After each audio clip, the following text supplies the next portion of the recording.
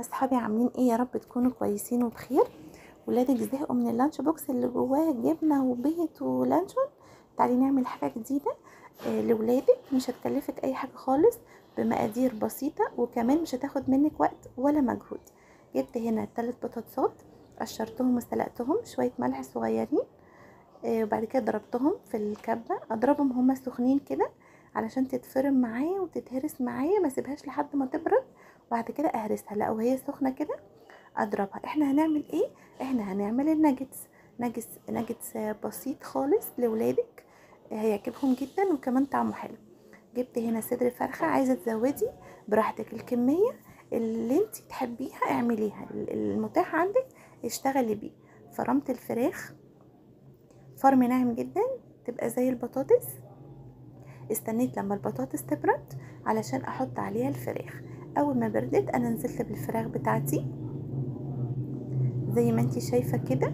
هعجنهم بقى في بعض لحد ما ادخل الفراخ جوه البطاطس، معرفش افصلهم عن بعض. ادخل بقى اعجن. احط عندي بقى بضايه. البهارات عندي ملح ابيض، 7 بهارات، فلفل اسود، توم باودر، بصل باودر. هنا عندي معلقتين فيجيتار، معلقه نشا كبيره، ونص معلقه بيكنج باودر. اعجن بقى العجينه دي كلها، افضل اعجن فيها لحد ما توصل معايا العجينه سهله التشكيل.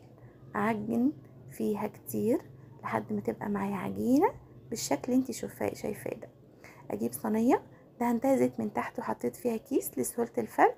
حطيت فيها العجينه الحلوه بتاعتنا، فردتها كده، حطيت بس شويه زيت صغيرين خالص علشان يبقى سهل ان انا افردها معايا.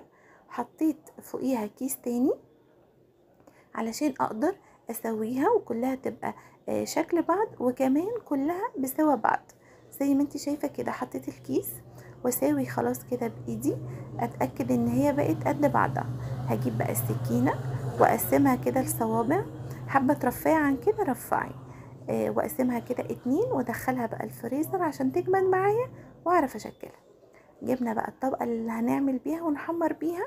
عندي هنا بوله فيها معلقتين دقيق، بضايه، شويه لبن قد نص كوبايه كده، وعندي فلفل اسود وشويه ملح. اقلب بقى كل ده مع بعضه لحد ما اوصل لعجينه سايله كده.